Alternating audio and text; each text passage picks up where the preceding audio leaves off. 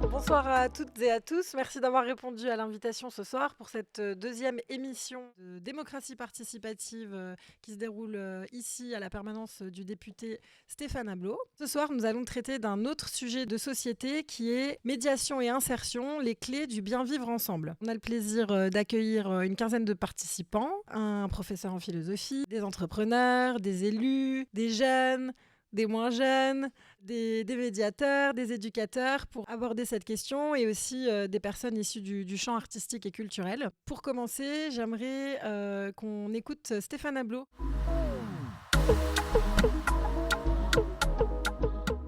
Il ne faut pas avoir d'a priori sur la médiation. La médiation, ça concerne tout le monde, quelles que soient les personnes. On peut être ingénieur, on peut être médecin, on peut être patron d'entreprise. Vous pouvez vous retrouver séquestré, vous pouvez vous retrouver dans des difficultés pas possibles. La médiation, c'est la capacité à rentrer en contact. Si les populations ne se parlent pas, il y a un souci soit de langage, soit d'intégration, soit d'insertion. Souvent, on associe l'insertion ou la médiation au public en difficulté, ce qui n'est pas faux. Mais dans des villes comme Vendeuvre, c'est une clé de la réussite parce qu'on a des populations étrangères, quand on fait une analyse, qui viennent, ou des populations dans les quartiers populaires. Alors, c'est pas péjoratif, mais les gens vivent des difficultés sociales par leurs parents, par là où ils habitent, par la qualité qui n'est pas là au niveau des logements. Et donc, c'est difficile de réussir, mais c'est possible. Et c'est possible parce qu'on travaille bien à l'école, et c'est possible parce qu'on a des gens qui nous accompagnent, et on a surtout la volonté de faire. Donc la médiation, c'est la rencontre avec quelqu'un, un enseignant, avec quelqu'un du quartier, avec une structure culturelle, un club de sport. C'est ça la médiation. On peut être dans un club, apprendre à découvrir l'autre, connaître ses capacités,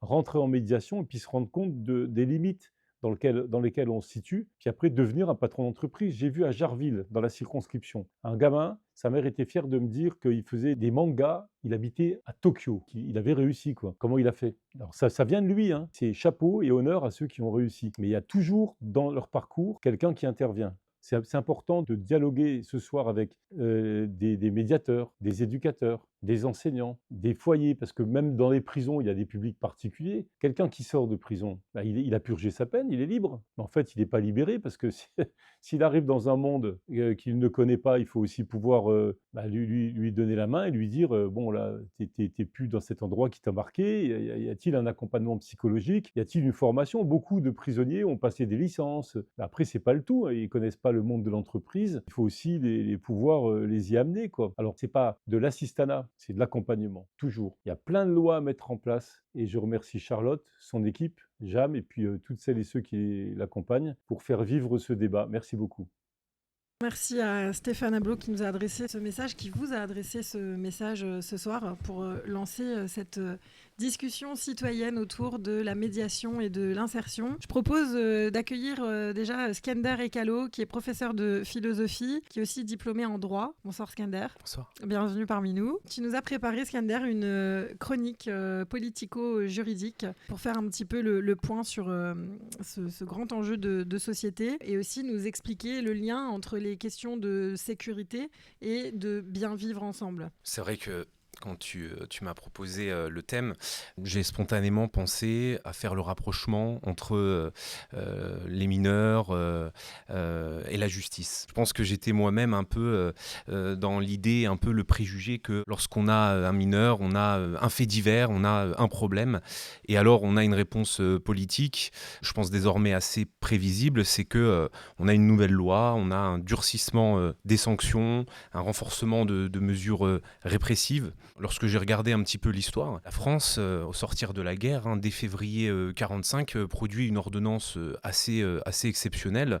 C'est l'ordonnance qui se base en fait sur la justice des mineurs, mais qui n'est pas simplement répressive, mais qui intègre bien sûr dans les sanctions punitives aussi une dimension de construction, d'éducation, de prévention, de protection. Et donc cette ordonnance de 1945, elle ouvre une justice spécialisée avec des juridictions adaptées aux mineurs. Il y a donc une primauté qui est faite sur l'éducation. Bien sûr, il y a une dimension répressive, mais il y a une philosophie de fond, c'est de dire qu'un enfant, c'est un être qui est encore en train de se construire, de s'éduquer, de se socialiser, et qu'il a besoin de culture, on va en parler peut-être, il a besoin d'école, il a besoin de s'élever, il a besoin d'une famille, et donc ce qu'essayait de faire l'ordonnance, c'était à la fois prévenir et quand on ne peut pas malheureusement guérir. Et puis progressivement, j'ai remarqué à partir des années 2000, une logique qui fait davantage de place à la punition. Il y a la création des centres éducatifs fermés aux années 2002-2004, la loi Perben, où on introduit aussi des peines planchées pour les récidivistes, y compris les mineurs.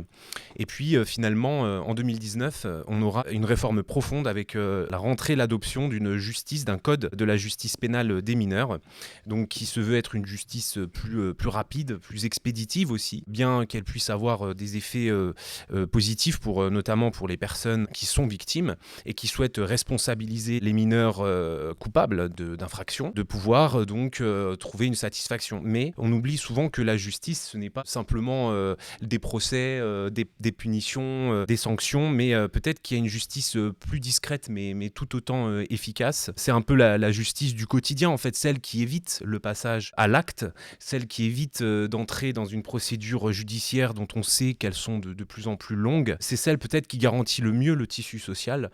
Et c'est vrai que ce soir, on va entendre en fait des acteurs qui me semblent essentiels sur beaucoup d'aspects. On a bien sûr le sport. Pourquoi ? Parce que le sport inculque le respect des règles, l'esprit d'équipe, la confiance en soi, le dépassement de soi. Il y a l'économie, on parlait de formation, l'emploi. C'est aussi une reconnaissance sociale, c'est avoir le sentiment d'avoir un rôle dans la cité. On pense à la culture avec un grand C, c'est-à-dire ici en fait tout ce qui va nourrir l'esprit, qui va rendre possible pour une personne peut-être qui aura subi des violences, qui aura eu l'impression qu'il n'y a aucun autre monde possible, de commencer à voir le monde différemment. Je crois que tu as fait allusion à un moment donné à la loi Perben, je crois de 2004, c'est 2004 ou 2005. Est-ce que c'est cette loi-là qui a débouché après les émeutes suite à la mort de Zied Bouna? Zied Bouna, c'était 2005. 2005, je crois, ouais, ou 2004. C'est ça, je crois. 2005, mais oui, ça anticipe. La première loi, elle date de 2002. On entre ici davantage dans une, comme je le disais, dans une logique plutôt de punition. On pensait, et peut-être qu'on pense encore aujourd'hui, que pour éviter d'avoir une récidive, il vaut mieux intimider, agir plutôt par une dimension répressive, bien que les centres fermés ne soient pas que de la répression. On a tendance à réduire le rapport avec l'enfance, avec les mineurs, à le réduire simplement à la répression, passer par un juge. C'est vrai qu'on oublie derrière en fait toutes les interventions de vous en fait. On a souvent tendance à dire que chaque époque a sa réalité et les choses évoluent et il faut savoir bien les accompagner. Donc voilà, c'est ce qu'on essaie de faire en étant là déjà ce soir, en essayant d'associer brique par brique ce qu'on essaie de faire chacun de notre côté pour faire un tout. Sofiane Sarige, merci d'avoir accepté l'invitation aussi ce soir. Tu es coordinateur sur le territoire du Grand Est de l'association Les Déterminés. Toi, ton champ de bataille, c'est plus au niveau de l'emploi et de l'économie. Est-ce que tu peux nous en dire un petit peu plus sur cette association ? Quelles sont ses missions ? Quelle est sa vocation ? Merci pour l'invitation et de me permettre de parler du dispositif Les Déterminés. Les Déterminés, c'est une association reconnue d'utilité publique, issue des quartiers populaires, des QPV. Le fondateur Moussa Camara, en 2015, il s'est aperçu que...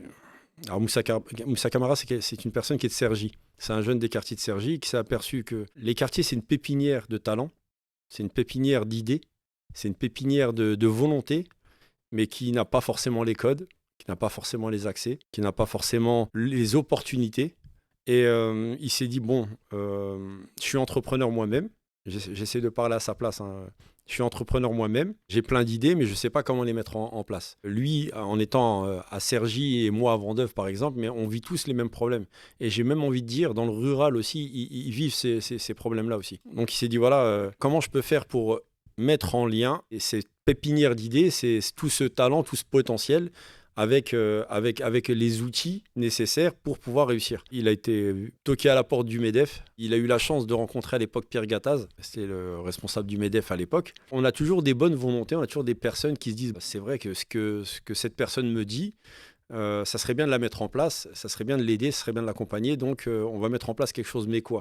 Et Moussa, il le dit dans son livre, il s'est dit, j'ai la bonne personne maintenant qui va me faire le lien, j'ai les jeunes qui veulent faire des choses, maintenant qu'est-ce que je fais ? Donc il a mis en place cette formation des déterminés qui n'était pas celle qui existe actuellement, parce que La formation, elle a évolué. On a été aussi accompagné des personnes qui ont bénéficié de cette aide.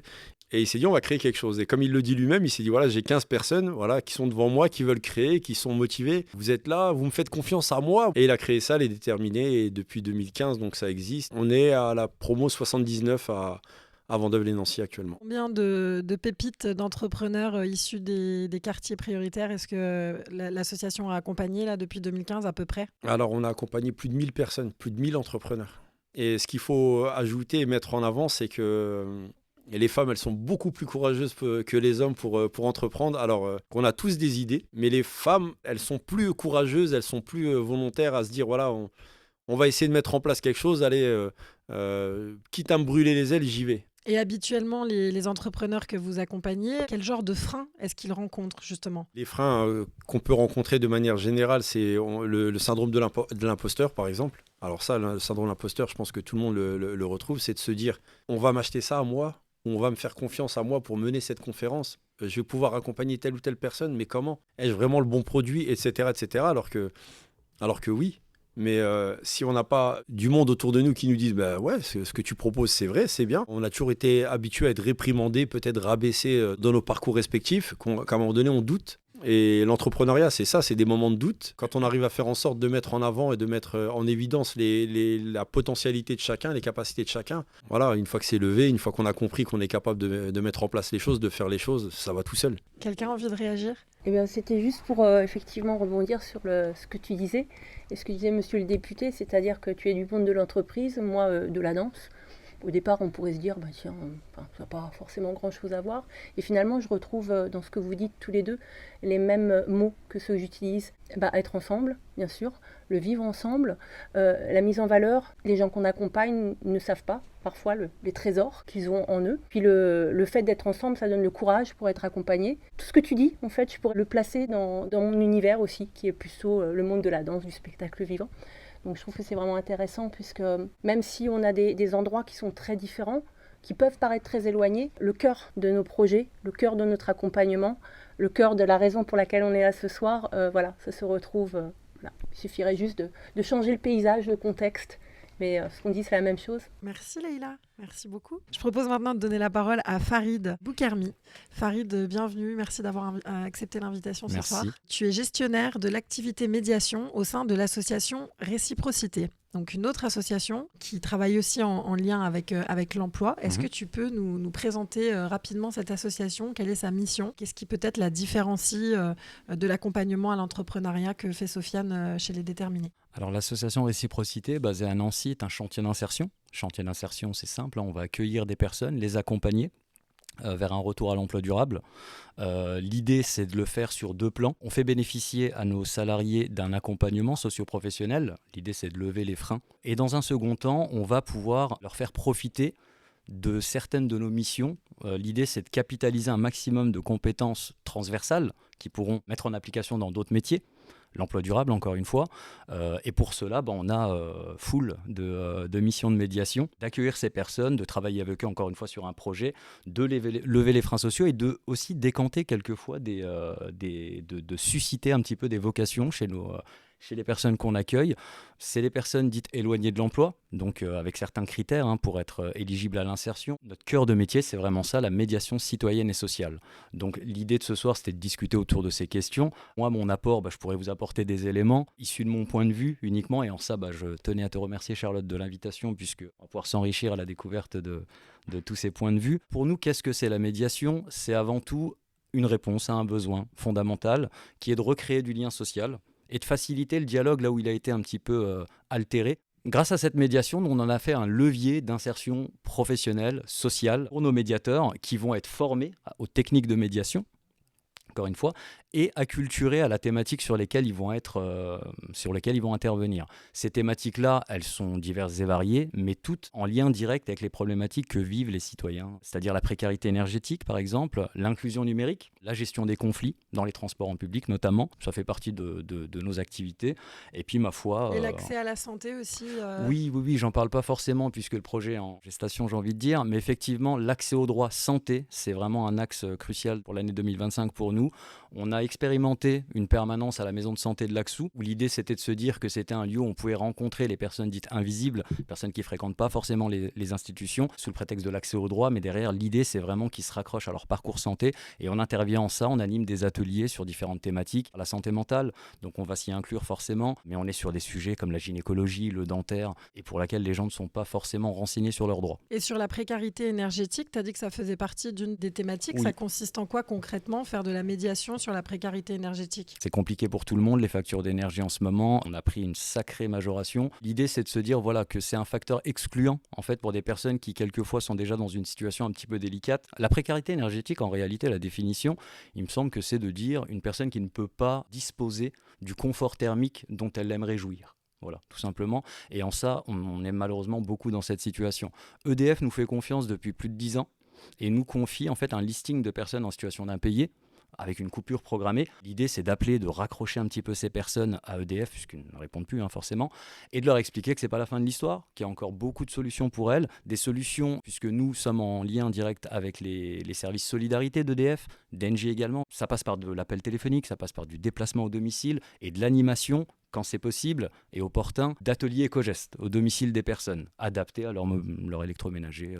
Alors, je me demandais ça pour toutes les personnes qui sont ici présentes ce soir et qui travaillent avec des publics, on dit des fois éloignés, fragiles, sensibles, selon les domaines. Comment est-ce que vous entrez en contact avec les publics qui bénéficient de vos actions? Là, par exemple, c'est intéressant de voir avec EDF, il y a un lien direct avec l'entreprise en fait, qui gère les comptes de ces personnes.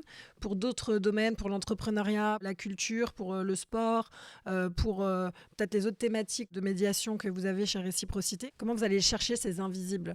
Alors, quelquefois, on fonctionne sous forme de listing, effectivement, mais l'idée, le talent, on va dire, du médiateur, c'est de créer ce lien social. C'est de gagner la confiance des personnes et de bien s'identifier, en réalité. C'est la neutralité, sa force. C'est compliqué de trouver un lieu de convergence de gens en précarité numérique, par exemple, c'est pas écrit sur leur front. Et comme disait M. Ablot, effectivement, c'est pas un problème ou de catégorie socio-professionnelle, en tout cas pas cette thématique-là, le numérique. C'est des personnes qui sont malheureusement pas acculturées à cela, des personnes en milieu rural qui n'ont pas forcément eu accès au très haut débit, etc., ou des personnes qui s'en fichent tout simplement. Donc effectivement, le repérage, c'est un petit peu compliqué. On essaie de s'appuyer sur le numérique, précisément sur des travailleurs sociaux, sur des institutionnels, des personnes qui connaissent ce public, les CCAS, etc. Et on a décidé de fonctionner sous forme de prescription, donc via des fiches de liaison qui nous sont envoyées par ces travailleurs sociaux qui connaissent leur public. L'idée, là, c'est de démarcher aussi les chantiers d'insertion auprès des ASP qui, encore une fois, connaissent les freins des salariés qu'elles suivent. Et c'est d'identifier vraiment les compétences manquantes sur le volet numérique. On est en capacité, nous, d'offrir un ordinateur à ces personnes, mais pas seulement, on va les orienter et les accompagner vers une montée en puissance en compétences numériques. Donc il y a aussi la dimension de coordination avec d'autres acteurs pour pouvoir communiquer sur qui est dans le besoin, qui a besoin de quoi.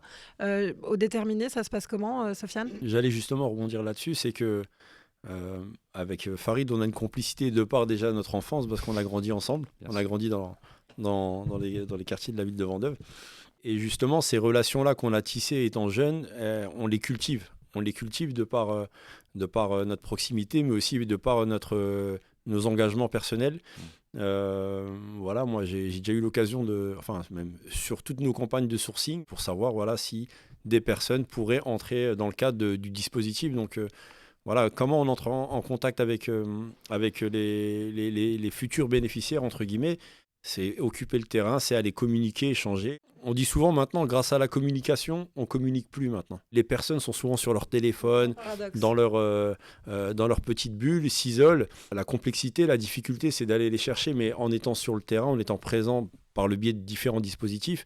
Farid mettait en avant le fait qu'ils avaient la chance d'avoir des partenaires comme EDF qui leur transmettaient justement des personnes dans la difficulté et qui pouvaient les accompagner par ce biais par la suite. Le meilleur des sourcings, c'est d'aller à la rencontre des personnes. Et c'est comme ça qu'on arrive à collecter de la data, à collecter vraiment des listings, des fichiers, des échanges, créer des échanges, tisser des liens avec des structures associatives, des structures de terrain, des clubs de foot, des créneaux de musique. Une fois tout recoupé, on arrive à identifier vraiment les bénéficiaires bénéficiaires. Le dénominateur commun, je pense, ça sera le terrain. Ce sera vraiment le terrain. Et l'interconnaissance, effectivement, de tous les acteurs locaux, c'est important de connaître son voisin, de savoir ce qui est fait ailleurs et pouvoir s'appuyer sur des choses qui existent déjà et pas réinventer l'eau chaude chaque semaine. Sofiane a raison sur ce point-là.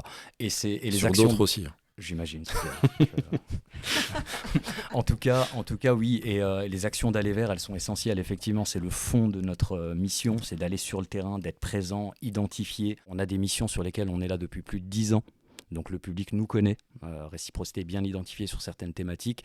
Skender, est-ce que t'as envie de dire quelque chose? Je vais parler peut-être par rapport à mon métier en tant qu'enseignant. Le député en parlait aussi. J'ai l'impression dans ma modeste place qu'on peut tous être médiateurs finalement, on peut tous faire l'intermédiaire entre les personnes, on peut tous tendre la main et faire un peu comme une chaîne quoi. C'est quand je suis enseignant, d'ailleurs j'ai des anciens élèves et des élèves qui sont ici présents, moi j'ai l'impression d'être juste un pont où je transmets en fait quelque chose. En tant qu'enseignant de philosophie, je transmets des pensées ou des idées d'auteurs de l'Antiquité. En dehors de ma discipline, j'ai l'impression vraiment de faire le lien avec la cité, puisque voilà, on peut accompagner les élèves pour aller trouver un stage, pour leur faire découvrir d'autres villes.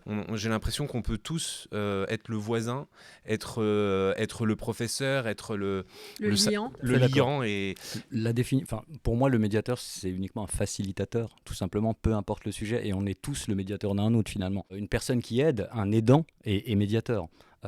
Voilà. Pour certains, la définition, ça sera de la médiation, c'est plutôt un outil de prévention. Pour d'autres, comme vous l'avez dit, c'est un pont entre les citoyens et certaines institutions. Pour d'autres, ça va être un moyen de gérer l'espace public.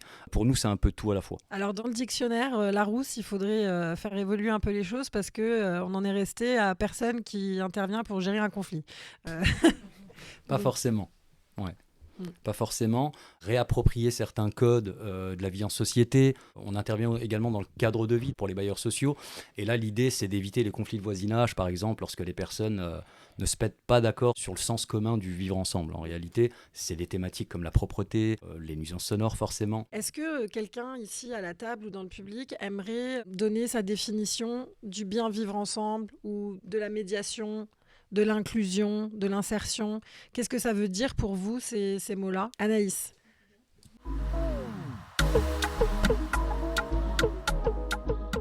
Bonsoir Anaïs, merci d'être présente parmi nous ce soir. Merci pour votre invitation. Je voulais rebondir pour faire le lien avec ce qui a été dit. Pour moi, le médiateur, ça va au-delà de... C'est avant tout aussi un savoir-être.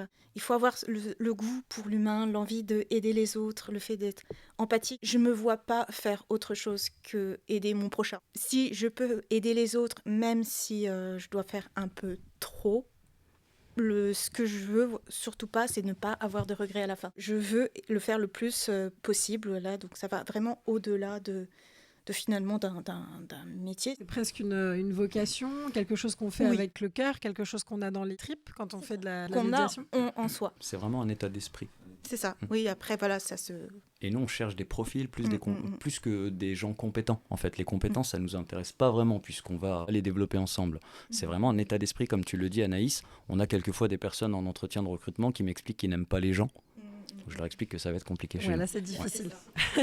Alors, pour resituer un petit peu, Anaïs, donc toi, tu es salariée au sein de l'association Réciprocité dans le cadre d'un chantier d'insertion professionnelle. Est-ce que tu peux nous parler un petit peu de ton parcours? Comment est-ce que tu es arrivée chez Réciprocité? J'ai toujours travaillé dans le domaine un peu social. Pendant la période du Covid, j'ai fait une dépression. Après, je n'ai rien fait, j'ai rien travaillé. Je ne savais plus du tout ce que je savais faire, pas faire. J'étais complètement perdue. J'ai fait beaucoup de forums. J'ai rencontré beaucoup de monde, mais j'avais l'impression de ne pas être moi-même, de jouer un rôle. Ce que je disais, j'arrivais pas à y croire. Comme si je me mentais. Alors que non, je sais que je suis compétente, je sais ce que je sais faire ou pas faire. Mais à l'époque, j'étais complètement perdue, je ne savais pas. Et on m'a orientée vers, Farid Boukami, qui a été mon sauveur. Le fait de pouvoir me proposer cette solution, on parlait justement de trouver justement des solutions à tout dans la médiation, c'était ça. Moi, ça a été justement cette solution qui a permis en fait de créer ce lien finalement qui était perdu avec le travail, avec les autres, à l'extérieur, et ça m'a permis de reprendre confiance en moi, de pouvoir retravailler avec les autres, créer du lien social, parce que du coup, c'est vrai que j'ai je travaille avec une équipe qui est formidable. Du coup, moi, je suis médiatrice numérique, donc j'interviens essentiellement à la Fabrique des Possibles à Vendeuvre. Qui est un tiers-lieu spécialisé dans le numérique. Voilà, et je rencontre énormément de personnes qui sont en difficulté dans tout leur domaine, en fait. Et je fais un petit peu ce lien qui est rassurant pour finalement les accompagner, leur dire, voilà, vous avez une problématique, mais on peut vous aider, on peut vous accompagner dans vos démarches. Notre but, c'est avant tout la création de liens. Et aussi de casser cette fracture numérique. Notre rôle en tant que médiateur, c'est aussi d'orienter les personnes, même vers d'autres structures, ou les rendre autonomes pour qu'ils se sentent rassurés et qu'ils se disent oui, c'est possible aujourd'hui, il y a une solution. Merci beaucoup pour ce témoignage très touchant, Anaïs, sur ton parcours et sur ce déclic qui s'est fait avec une rencontre au final. C'est ça, exactement. Et ça montre bien que le lien entre tout le monde, le vivre ensemble, c'est important. C'est l'avenir pour qu'une société fonctionne. S'il n'y a pas ce lien entre nous, ça ne fonctionnera jamais, et on le voit encore avec l'actualité, quand on voit les guerres, certaines personnes qui se moquent de d'autres personnes sur les réseaux sociaux. Il y a un manque finalement de communication. Et c'est important aujourd'hui d'en parler comme ce soir, de se réunir, de refaire le point, de mettre en place même des solutions pour maintenir ce lien social qui est important. Voilà. Tu parlais aussi du Covid et que ça avait généré pour toi pas mal de difficultés derrière. Toutes ces personnes ici présentes qui travaillent sur de la médiation, comment vous avez vécu cette période-là ? Est-ce que vous avez pu continuer d'être en contact avec les publics, de maintenir le lien ? Très compliqué. Très compliqué, puisque notre cœur de métier, c'est vraiment ça. Anaïs a raison, on communique, mais de manière déshumanisée. Donc le but, vraiment, notre vocation, c'est d'aller à la rencontre des personnes sur du présentiel, des rencontres physiques. Effectivement, le Covid nous a mis un gros coup d'arrêt sur ce sujet. Il a été compliqué, en fait, de continuer à effectuer nos interventions de manière efficiente. Pour répondre à ce qu'Anaïs disait, le chantier d'insertion qui a été pour toi, j'imagine, bénéfique et peut-être salvateur aussi. Nous, on est très contents de t'avoir avec nous, Anaïs, Merci réellement, beaucoup. Sincèrement. Donc voilà, continue. Elle est notre spécialiste aussi sur le diagnostic, ce que je disais en dotation d'ordinateur. Nos médiateurs interviennent au domicile des personnes afin d'établir un diagnostic des besoins. On va peut-être accueillir d'ailleurs Amal Benembarek, qui justement a bénéficié d'une action d'inclusion numérique.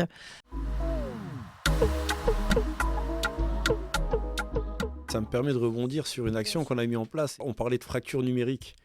Alors j'ai eu la chance d'être choisi parmi 5 structures françaises. On faisait des visios avec le ministre qui était Monsieur de Normandie à l'époque. Donc on avait des échanges là-dessus sur la fracture numérique et comment faire quelque chose pour les jeunes qui éprouvaient des difficultés pendant le Covid. On est parti d'un constat, c'est qu'il y avait beaucoup d'enfants qui devaient faire leurs devoirs à distance. Et ce qu'on ne s'est pas dit à un moment donné, c'est qu'il y a beaucoup de jeunes qui n'avaient pas d'écran, qui n'avaient pas Internet, et qui des fois se retrouvaient à faire des devoirs avec un smartphone. C'était vraiment très compliqué. On a eu la chance de pouvoir équiper certaines familles de tablettes. On a bénéficié d'une aide de l'État par le portail Dauphin à l'époque. Et on a, grâce aussi à M. Chary qui nous a facilité le déploiement au niveau de la commune, équipé des jeunes enfants de tablettes numériques pour faire en sorte de pallier un peu à cette inégalité. Donc voilà, on a pu mettre ça en place. On réfléchit à des dispositifs sans se rendre compte que ça nécessite quand même des moyens. C'est vraiment le nerf de la guerre. J'encourage tout le monde à continuer à réfléchir et à trouver des solutions, parce que des solutions, on en trouve toujours quand on réfléchit. Et on voit que le numérique, c'est aussi un sujet d'inclusion, c'est aussi un sujet pour être inséré dans la société. Aujourd'hui, quand on n'a pas accès au numérique, on est bloqué pour pas mal de choses, pour l'accès à l'emploi, pour l'administratif, pour communiquer. Justement, vous, Amal, vous étiez un petit peu dans ce cas de figure. Est-ce que vous pouvez... un exemple même, justement, à mon âge. J'ai pas honte de dire, le numérique, j'ai jamais aimé.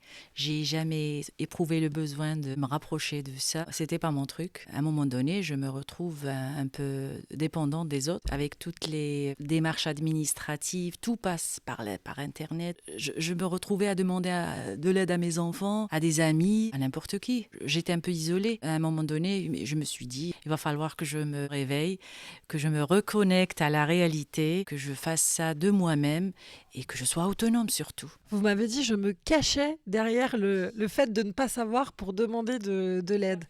Quel a été le déclic ? Pourquoi vous vous êtes dit, non là maintenant, il faut que je m'y mette ? Parce que maintenant, je trouve que tout passe par le numérique. J'avais honte de ça, de mon incapacité à être capable de faire ça de moi-même. Il y a eu un déclic, je me suis dit là, stop, il va falloir que je m'y mette. Puis j'ai contacté Réciprocité pour pouvoir bénéficier d'un ordinateur. C'est très fort ce que vous dites. Tout Vous à fait. dites j'avais honte. C'est quelque chose, Anaïs, un sentiment des personnes auxquelles vous êtes confrontées? Oui, tout à fait. On le voit à la Fabrique des possibles. C'est là qu'on intervient le plus. On est face à des personnes qui sont en grande difficulté, que ce soit des personnes âgées ou même des jeunes, mais qui sont étrangers, parce qu'on a beaucoup même de Georgiens qui viennent. Donc on a la chance dans l'équipe d'avoir une médiatrice qui est d'origine georgienne. On a plusieurs pays qui vont faire face à cette situation où tout est dans le numérique, comme vous disiez, et qui ont honte parce qu'ils ne savent pas comment faire. J'ai eu encore le cas aujourd'hui où une personne de mon âge en plus m'a dit « mais je ne sais pas utiliser l'ordinateur, comment je peux faire ?» Donc c'est à nous aussi de les rassurer en disant « mais vous n'êtes pas seuls, on est là pour vous accompagner ». On peut essayer d'aider à l'utilisation des outils numériques ou à faire des propositions. Et il existe des ateliers à la Fabrique, mais aussi d'offrir un ordinateur qui peut permettre à la personne de toucher à l'outil, de moins en avoir peur, ne plus en avoir honte et apprendre. Alors, on voit que dans la médiation, il y a aussi une question d'outils et de pratique. Parce que, Sofiane, tu as aussi parlé d'outils à disposition des entrepreneurs. Et il y a aussi la question de la pratique. Alors, on a parlé du numérique, on a parlé de l'emploi. J'aimerais bien maintenant peut-être qu'on aborde la question de la culture et de l'art. On a le plaisir ce soir d'accueillir Leïla Bessali. Bonsoir. Bonsoir Charlotte. Tu es chorégraphe Ouais. et tu as été formée au Conservatoire national de Metz et tu es venue ce soir pour nous parler de médiation culturelle. Ensuite, nous accueillons Prince Biella. Bienvenue. Tu es éducateur dans le sport et on accueille également Abdelaziz Boudouka. Tu as travaillé pendant des années en centre éducatif fermé. Merci à tous d'avoir accepté l'invitation. Bienvenue. On a évoqué différents aspects de la médiation. C'est quoi la médiation culturelle, Leïla ? Je vais rebondir un petit peu Vas-y, sur bien ce que sûr. j'ai entendu avant. C'est super intéressant de croiser nos expériences et nos milieux un peu différents. On travaille effectivement la même chose, donc j'ai entendu effectivement le savoir-être, trouver sa place, le processus, être dans la cité, se reconnaître, être à sa place. On va dire que je travaille sur le corps. Et tout à l'heure, Skander disait, avec mes élèves, c'est comme si on se donnait la main. Et je l'ai vu faire ça. Et je me dis, mais en fait, c'est ce que je fais moi, physiquement. C'est-à-dire qu'on le fait, physiquement. Et à partir du moment où je te donne la main, Charlotte, je te reconnais. On peut tous se donner la main, Ouais. allons-y. On se reconnaît comme semblables. On se reconnaît, on se regarde. Et pour moi, voilà, c'est la base de la médiation. C'est ce que disaient toutes les personnes avant, c'est la rencontre. Petite anecdote, du coup, j'interviens aussi auprès des étudiants et éducateurs à l'IRTS, qui sont très bien formés avec le droit, les stages, etc. Et ce qui est compliqué pour eux, c'est d'être face à quelqu'un, de le ou la regarder et de se laisser regarder. Et là, gling gling, j'interviens avec ma casquette de chorégraphe et de danseuse. Parce que là, les cours théoriques n'y feront rien. Il y a énormément de bonne volonté, de don de soi aussi et de savoir-être. Et bien sur un plateau de théâtre, de danse, de musique, d'expression, en tout cas d'art vivant, c'est ce qu'on va travailler. C'est le savoir-être, sa posture, le rapport à soi, à ses émotions et le rapport à l'autre. Et à partir de là, on va pouvoir construire ensemble. Et pour moi, ça, c'est faire société, oui. Je dis toujours, si on n'est pas très bien avec soi, etc., on va avoir du mal à aller vers soi, avoir du mal à aller vers l'autre, et encore plus vers le monde extérieur. Donc, démarrer par son sensible, ses émotions, son bien-être, sa mise en valeur. Ouais, sur un plateau de théâtre, je peux pleurer, je peux être en colère, je peux aller chercher la violence, je peux aller chercher la douceur, je peux aller chercher la poésie. Et tout ça, ça va me permettre d'être en relation avec l'autre. On se reconnaît, on est ensemble et on fait société. Des réactions peut-être, Abdelaziz ou Pour moi, faire médiation, c'est juste être un acteur qui a pour but, qui a pour volonté juste d'aller vers le bien-être. Moi, je vais juste résumer ça de cette façon-là. Je suis le pont entre l'isolement et l'objectif, c'est ramener vers le bien-être. Voilà comment je résumerai les choses. Je suis là pour aider, essayer de comprendre et d'accompagner. Je viens de ce cœur de quartier et j'ai vécu dedans. Donc j'ai un peu les codes que peut-être pas tout le monde connaît. Moi, je les connais sans le préjugé. le préjugé du profil ou du vestimentaire. Et de là, les portes, elles s'ouvrent plus facilement. Je pense qu'il y a une connexion. Et là, ça accroche et le gamin, il le voit. Et tu as dit un mot très important, je crois que c'est la première fois qu'il sort ce soir, c'est le mot préjugé. En quoi est-ce qu'il est lié avec le thème, d'après vous Petit exemple, travailler avec des détenus à des endroits où voilà, j'arrive, danse contemporaine. Oh, silence abyssal. C'est pas le truc le plus vendeur, clairement. Ben oui, parce qu'on a tous des images, des représentations des choses. Et puis, donc tu dis, oui, bon, moi je viens pour le slam, c'est pas de problème, de toute façon on travaille différentes choses. Puis au bout d'1 heure, tout le monde saute dans tous les sens, et tout. Mais ça fait tellement du bien. Mais ça fait tellement du bien.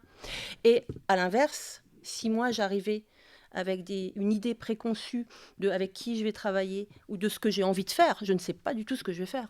Je travaille avec les personnes qui sont là. Parce que c'est en fonction de la rencontre que tu vas construire. Donc, le préjugé, pour moi, ça serait le piège absolu du travail qu'on fait. Et sinon, je ne travaillerai pas avec des personnes en situation de polyhandicap qui peuvent bouger que des yeux.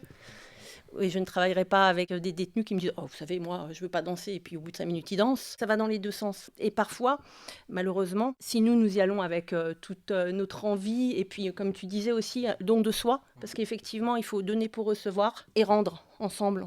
1, 2, et puis rendre, faire société et travailler, construire. Le piège, ça pourrait être effectivement...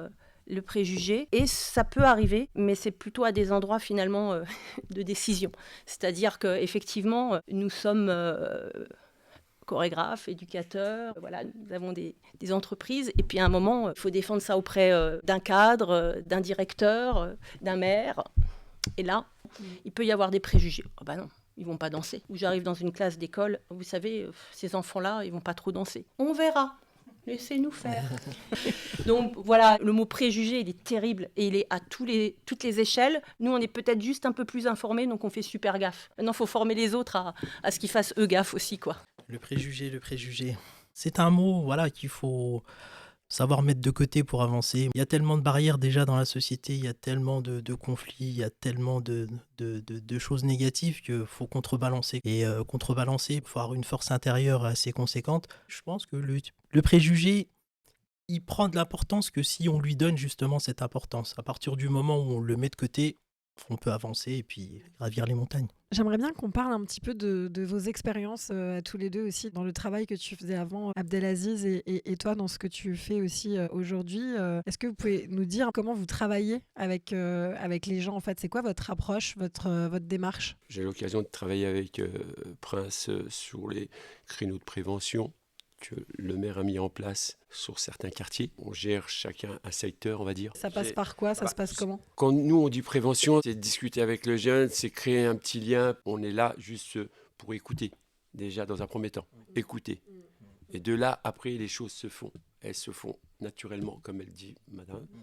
Elles se font naturellement, même si des fois, la hiérarchie ou autre ne nous le permet pas, parce que c'est question de budget ou pas. Je ne veux pas polémiquer là-dessus. Mais voilà, on explique ça aux jeunes. Et de là, ils l'acceptent ou ne l'acceptent pas. Mais en sachant qu'ils nous connaissent, on n'a jamais triché avec eux. Et ça, c'est une qualité, ça, avec ces jeunes-là. C'est pas tricher avec eux. Et ça, là, vous avez tout gagné. La prévention, oui, c'est un ensemble de dispositifs, c'est un ensemble d'actions, c'est un ensemble de choses qu'on met en place. Après, on peut mettre toutes sortes d'initiatives, d'actions, de dispositifs là-dedans, mais l'objectif... voilà, c'est faire société, c'est être dans le bien-être et puis voilà, que tout le monde s'entende et puis qu'on avance tous dans la même direction. Et donc toi, ça passe par le sport, c'est ça? C'est surtout via le sport? Ouais, l'outil préconisé, c'est le sport. Alors, on capte par le sport. Moi, essentiellement, je suis mise à disposition sur des publics handicapés par l'intermédiaire de l'outil sportif qui est décliné en plusieurs activités, on va dire de l'haltérophilie handisport. Je pense que vous avez tous eu un éclairage de toutes les choses qui se font au niveau de l'handisport avec les JO là récemment. Donc nous, c'est à travers l'activité de l'haltérophilie handisport, du foot fauteuil, du basket, du tir à la sarbacane, enfin il y a de la boccia. On capte les gens qui sont pas isolés, mais certains ils restent chez eux, veulent pas pratiquer parce que voilà, notamment le préjugé ou l'envie de pas faire. ils intègrent l'association et au travers de l'association, donc il y a des activités sportives qui sont mises ensemble pour avancer vers le bien-être, voilà, tout simplement. En fait, On on fait crée tous la même chose, ouais, voilà. un espace-temps de confiance, de bienveillance, Exactement. où on peut expérimenter et où on Exactement. n'a pas peur, parce qu'il n'y a pas de jugement. Exactement. Alors moi, c'est le plateau de théâtre, vous, c'est Ouais, voilà. les endroits où vous travaillez. Exactement. Et les gens peuvent venir avec ce qu'ils sont, pas Exactement. autre chose. On ne leur demande pas, nous d'ailleurs, d'être autre chose. Au contraire. Et c'est avec cette bienveillance, cette générosité, et comme tu disais, de ne pas tricher, c'est à partir de là qu'on travaille. Exactement. Et la société, souvent, est difficile quand on est un petit peu différent, un petit peu singulier, ou pas trop dans les codes, pas trop dans les normes. C'est vachement compliqué, enfin c'est peut-être super compliqué pour ceux qui sont dans les normes aussi, j'en sais rien. Mais en tout cas, dans cet espace-là, c'est sûr qu'on peut travailler ensemble à partir de ce qu'on est, de nos singularités. C'est ça qui va faire la force du travail ensemble. Mais le tout, c'est rester soi-même quand Oui. même. Ne pas tricher et puis ne pas jouer à ce qu'on n'est pas. Et puis voilà, c'est comme ça que les choses réussissent. Abdelaziz, tu as utilisé un autre mot qui n'était encore pas sorti, c'est le mot budget. Et tu as dit on va pas polémiquer. Je vais laisser place à peut-être. Si tu veux laisser la place à quelqu'un, Prince en particulier. Le budget, moi, ça. Non, mais quand je disais budget, c'est façon de parler. Parce que des gamins, des fois, ils demandent des choses qui est impossible. Dans le sens où, des fois, ça serait tous les week-ends, on partirait Côte d'Azur. Voilà, c'était dans le vocabulaire quand j'ai dit budget. Parce que les gamins, ils testent aussi. Hein. Et à un moment, ils essayent. Et moi, j'essaie de leur expliquer que voilà, il y a un budget à gérer et que ça ne se fait pas comme ça, en claquant des doigts. Parce qu'on est quand même dans un contexte où, voilà, on le sait, Moi, je peux en parler un petit peu du budget. Le budget est un peu serré et justement, Leïla, en tant qu'artiste... Là, en ce moment, on n'est pas dans une très bonne période, mais je vais donner des exemples concrets qui n'ont pas forcément à voir avec la culture, mais j'interviens donc de manière assez régulière dans des institutions ou avec des personnes qui sont résidentes en situation de polyhandicap. Et là, dernièrement, il n'y a plus d'éducateurs. Donc c'est un lieu où les gens sont soignés, c'est un lieu de vie, il n'y a plus d'éducateurs. Donc comme il n'y a plus d'éducateurs, il n'y a plus les ateliers artistiques. Donc il y avait moi, il y avait du conte, il y avait de la musique. Donc il y a quand même une réalité concrète, effectivement, il y a le budget de nos actions, mais sans parler de nos actions, les lieux où j'interviens, il n'y a pas assez de surveillants. Pas de surveillants, pas d'ateliers. Pas assez de professeurs, pas d'ateliers. Donc comme j'interviens vraiment... au niveau de la culture, au niveau de l'éducation nationale, de la justice, du handicap, de l'ARS, j'interviens dans des tas de milieux différents. Là, en ce moment, on a des difficultés. Ce sont des endroits où il y a des difficultés, donc du manque de personnel, donc moins de propositions, qui pourtant, on le sait, sont très bénéfiques pour les personnes qu'on accompagne. Merci beaucoup à tous les trois. Merci. On poursuit donc cette émission avec Anaïs, qui est médiatrice en numérique, Abdel Chari, qui est élu à la ville de Vendeuvre. Est-ce que vous avez une réaction par rapport à ce qui a été dit précédemment? Anaïs, je crois que tu voulais dire quelque chose. Je voulais intervenir. C'est vrai que j'ai été très touchée, émue par ce que j'ai entendu, parce que le domaine de la culture, au niveau de la médiation, c'est vrai que c'est quelque chose qui me parle aussi, qui me touche, parce que je ne fais pas que du numérique. On va dire, j'ai un petit côté artistique sans forcément être artiste, par rapport au bien-être aussi, le bien-être de soi, d'être bien. Donc c'est quelque chose qui me parle bien par rapport à mon expérience. Je me reconnais aussi dans le côté sensible, l'hypersensibilité. Finalement, c'est un des caractères qui se retrouve chez les médiateurs. Donc ça fait partie de nous. Tout à l'heure, on a parlé de la sécurité, le rapprochement avec les policiers, par exemple, de la police nationale de Vendeuvre. Mon papa était policier justement à Vendeuvre et il avait ce goût pour l'humain. Et je pense que c'est ça qui me l'a transmis et que je le remercie. Il faisait finalement un rôle de médiateur. C'est qu'avant d'être policier avec cette image de sécurité qui fait peur, lui, il mettait en avant la création du lien, sur le fait que c'était important de, comme on a dit, s'écouter et ensuite accompagner pour ensuite trouver des solutions et se dire c'est possible, on peut aussi s'en sortir par diverses solutions et notamment la culture où vous intervenez auprès donc, des anciens prisonniers, c'est ça? J'interviens auprès de tout le monde, comme je Auprès de disais, de la crèche, des tout petits à l'EHPAD, en passant par le handicap. Le handicap, est-ce que je me demandais justement la question, c'était aussi vous intervenez auprès des hôpitaux psychiatriques? Oui, aussi, ça m'est arrivé. Comment je parle de mon expérience sur le fait du Covid, moi je sais que ça m'a beaucoup touchée parce que j'ai fait une dépression. Et je connais aussi beaucoup dans mon entourage qui sont partis dans des CPN. Et là-bas, qu'est-ce qui finalement les rapproche entre eux dans cette création de liens? C'est aussi les activités, l'art, la culture, faire des activités sportives. Ce qui me touche finalement ce soir, on a tous... des points communs finalement, ça touche plusieurs domaines, mais en même temps on est tous pareils, enfin, on est reliés, comme on disait, main dans la main tout à l'heure. C'est ce qui nous rassemble, ce qui nous sépare. Le sensible, c'est l'humain, c'est soi, c'est le rapport à l'autre. J'interviens souvent en hôpital de jour, et c'est un endroit où on ne va pas traiter le symptôme. C'est ça. On dit toujours, le théâtre, ça ne va pas enlever la schizophrénie, et moi quand je danse avec des personnes qui n'ont pas de bras, ça ne va pas faire repousser le bras. Non, c'est ça. Par contre, le bras là, il va mettre une demi-heure à y aller, mais il va danser. Il va faire. Et sur le plateau, tu ne seras plus un schizophrène, tu seras un personnage. À l'époque où on avait plus de possibilités, c'est carrément le psychiatre qui prescrivait les séances de théâtre. Parce qu'on travaille aussi le théâtre, je fais aussi de la musique, du slam. Le cirque aussi, j'ai vu. Un petit peu. On peut en profiter pour donner la parole à Abdel Chari, donc, qui est avec nous aussi ce soir, qui nous a tous écoutés tout au long de cette soirée et qui certainement a des réactions par rapport à ce qui a été dit. Tu es élu à la ville de Vendeuvre. Et en quoi est-ce que ça contribue à ce bien vivre ensemble, les grands projets que tu portes à la mairie? Merci pour l'invitation et bravo aux intervenants parce que passer après derrière tous ces intervenants, pour ne pas se répéter, ça va être difficile. J'ai plusieurs casquettes et j'ai l'impression que tous ceux qui étaient ici autour de la table avaient plusieurs casquettes. Et je pense que c'est une partie de la médiation. On touche à plusieurs domaines. On peut se projeter et se mettre à la place de chacun. Le sport véhicule les mêmes valeurs que l'entrepreneuriat, les mêmes valeurs qu'on peut trouver au niveau de la culture. Un très gros travail qui est fait par l'association Réciprocité. Enfin, moi ici, j'ai également grandi en quartier avec Sofiane, avec Farid et bien d'autres. Ça nous a permis d'être soudés. Les valeurs du sport, elles sont là. Elles sont l'entraide, elles sont le travail. Quand on est tous dans un club sportif, on l'assimile à une famille au fur et à mesure du temps qu'on passe dans ce club. Dans une entreprise, c'est la même chose. Je voulais revenir quand même sur l'intervention de Prince, parce qu'il est très modeste, mais le travail qu'il fait avec le club handisport de Vendeuvre, on se le dit tous en mairie. On se dit tous, mais comment il fait? Parce qu'il est partout, il est tout le temps là.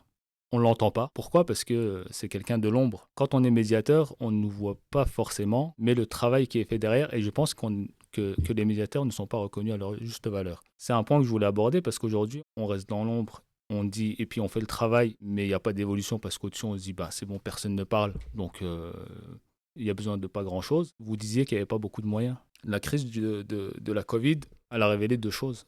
C'est aujourd'hui un mal-être chez certaines personnes.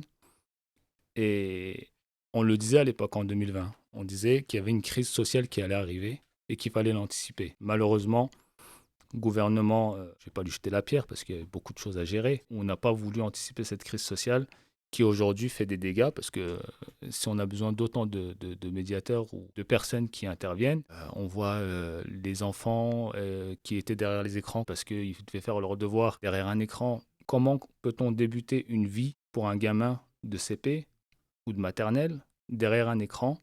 Et ensuite, on nous dit, il faut faire la chasse aux écrans. Et on a un problème chez nous, franco-français, c'est que on est les champions de la norme, les champions de la contrainte sur la norme et de la contrainte sur la contrainte.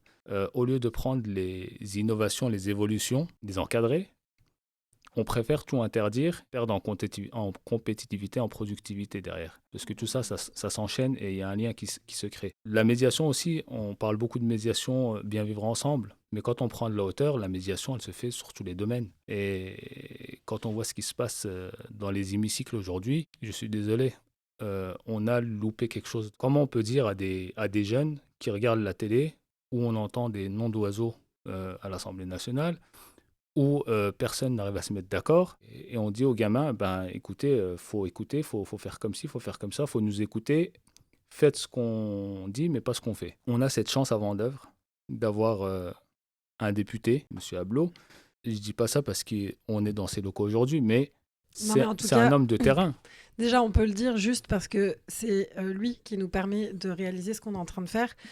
Ces temps, cet espace, ces émissions pour donner la parole aux habitants, on peut le remercier. On peut le et on remercier, peut voir et que puis concrètement, c'est un fait et c'est réel et c'est un homme de terrain. 15 ans en tant que maire d'une ville où, il connaît tout le monde et tout le monde le connaît. 2, il est proche des habitants. Ce genre d'élu, à l'Assemblée nationale, c'est de quoi il parle quand on lui parle de politique publique et locale. Il a décidé de ne pas camoufler ou ne pas fermer les yeux sur des problèmes qui existent. On parlait du ticket sport, il y a le sport pour tous à Vendeuvre. Aujourd'hui, à Vendeuvre, on peut faire du sport à partir de l'âge de 4 ans. Le plus jeune licencié à 4 ans. Tout le monde peut s'y retrouver. La maison sport santé qu'on développe également, pour qu'il y ait une inclusion, qu'on ne mette personne de côté, avec des sensibilisations par rapport à l'obésité, par rapport au manque de confiance en soi. On a de très belles associations qui interviennent auprès des femmes qui ont un complexe avec leur corps. Tout ça, c'est des choses qui sont mises en place, qui font qu'il y a un vivre ensemble, que tout le monde puisse s'entendre, tout le monde puisse s'exprimer, parce que c'est aussi important. La médiation, ce n'est pas que l'aller vers. C'est également la possibilité de s'exprimer, de dire ce qu'on pense, sans préjugés. tu nous as ajouté plein de choses encore qu'on n'avait pas eu la chance d'entendre ce soir, donc c'est super. Pour la petite touche finale, j'aimerais donner la parole à Leïla et ou à Skender pour peut-être ouvrir un petit peu le champ, soit d'un point de vue philosophique, d'un point de vue artistique ou politique. En quoi est-ce que bien vivre ensemble, c'est politique, ou en quoi est-ce que l'art peut nous permettre de bien vivre ensemble? C'est le partage, c'est-à-dire de ne pas avoir peur de s'exprimer, pas avoir peur de ressentir. Et ressentir, c'est être humain, encore une fois, c'est un mot que je redis tout le temps, mais c'est ce qui fait qu'on est égaux, qu'on est les mêmes, qu'on est semblables. Donc je ne sais pas si c'est philosophique, artistique ou ce qu'on veut. Et ce que tu disais aussi, c'est vrai que c'est quelque chose qui pour moi est important, c'est l'intergénérationnel. Et de ne pas s'enfermer dans des cases. Oui, il y a des hommes, il y a des femmes, il y a des vieux, des plus jeunes, il y a des gens qui viennent d'autres pays, il y a des gens qui aiment danser, etc. Mais on a tous à être ensemble. Et ça, c'est une chose que j'aime aussi beaucoup à faire. Même si je vais dans des endroits différents, j'essaye toujours, quand je travaille avec des anciens enseignants, de ramener une petite école maternelle et que chacun puisse apprendre. Comme vous le disiez aussi, à un moment, on laisse faire, quoi. Notre but, c'est que les gens se prennent en main tout seuls et que ça se fasse sans nous. Nous, on aimerait bien pas faire ça, finalement. Ne plus avoir le faire. Merci beaucoup, Leïla. Je vous propose de finir en beauté avec Stéphane Ablot. Merci beaucoup, Stéphane, parce que c'est grâce à toi qu'on peut vivre des moments comme ça et donner la parole aux habitants, aux acteurs du territoire. Qu'est-ce que tu as envie de dire pour conclure? Qu'est-ce que tu as pensé de cette émission? C'est gênant, vous parlez de médiation, de communication, puis vous me donnez la parole et tout le monde part là. Revenez.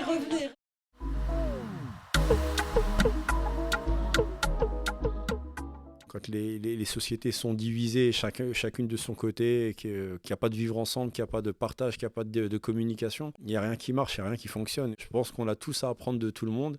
Et c'est ce que monsieur le député il a mis en avant tout à l'heure, c'est que voilà, la médiation, l'échange, le partage, comme tu le fais aussi ce soir, c'est ce qui fait évoluer les choses. On ne se rend pas compte, mais à notre petite échelle, voilà, on va peut-être éveiller une conscience, une deuxième, une troisième, et c'est ce qui fait un grand tout. C'est vraiment ce qui fait un grand tout. Et moi-même, étant jeune, et puis on en parlait tout à l'heure aussi avec Farid, parce qu'on a grandi ensemble, jamais je me serais dit que je serais autour d'une table avec lui en train de dire qu'on est là pour aider la population, qu'on est là pour partager des différentes expériences, qu'on met en place des dispositifs. On l'avait tous un peu, ce syndrome de l'imposteur. On a tous été victimes un peu du mauvais CPE qui nous disait « Ouais, toi, t'es bon à rien, t'es pas capable, t'es ci, t'es ça. » On peut le citer, ce CPE. Non, pas forcément.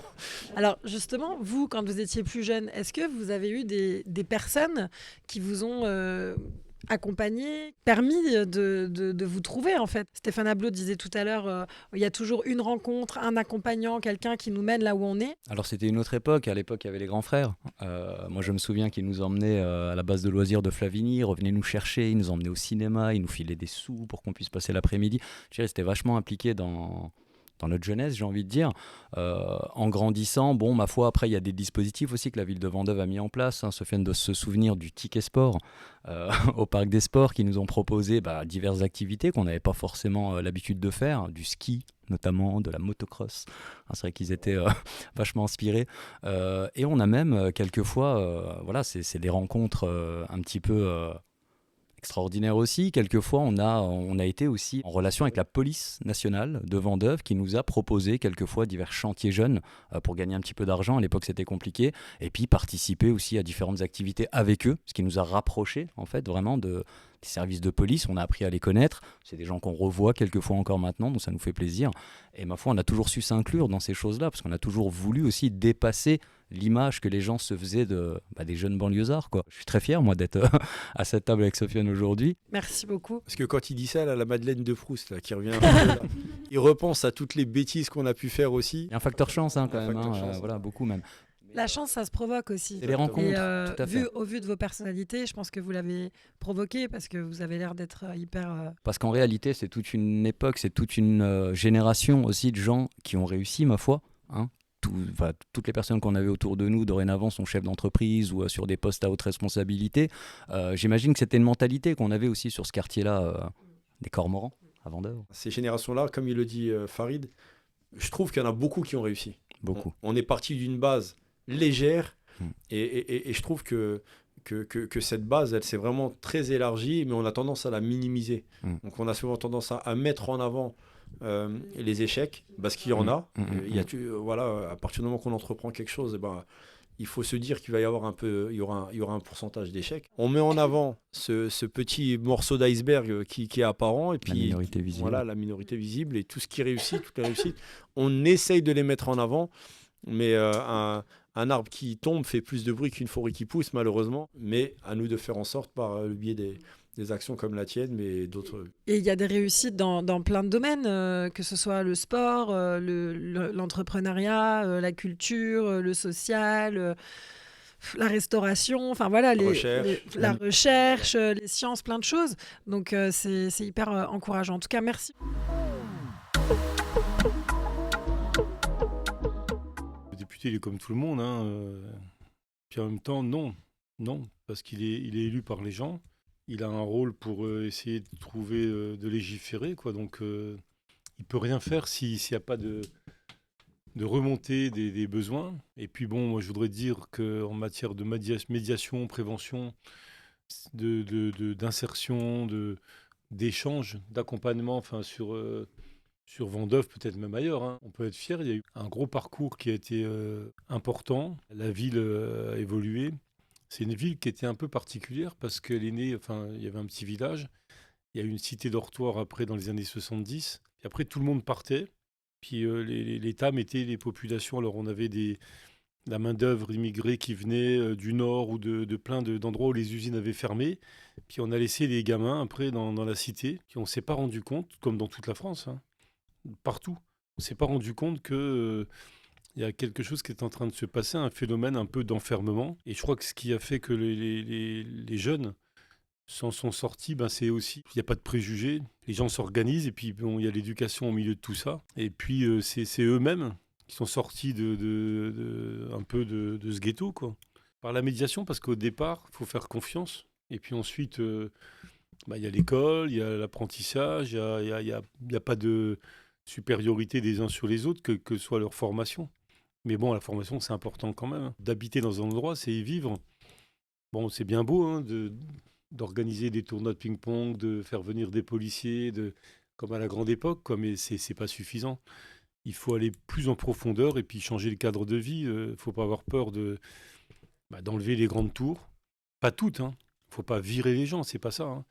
Faut accompagner aussi, et puis faut se souvenir d'où on vient. Faire confiance à des jeunes pour qui montent des commerces. Et on se rend compte qu'effectivement, pour que des populations puissent vivre ensemble, 98 nationalités dans une ville de 30 000 habitants avec 5 000 logements sociaux, c'était pas un cadeau que l'État avait fait, quoi. C'est pas les gens qui étaient fautifs, c'est aussi la façon dont on les a parqués comme ça, quoi. C'est quand même un peu particulier, quoi, de se retrouver dans ces tours de béton. Je regarde Abdel parce qu'il est Puis même Skender, parce que Skender, voilà, on connaît son parcours, hein, il vient de la Yougoslavie, il a connu la guerre avec ses parents.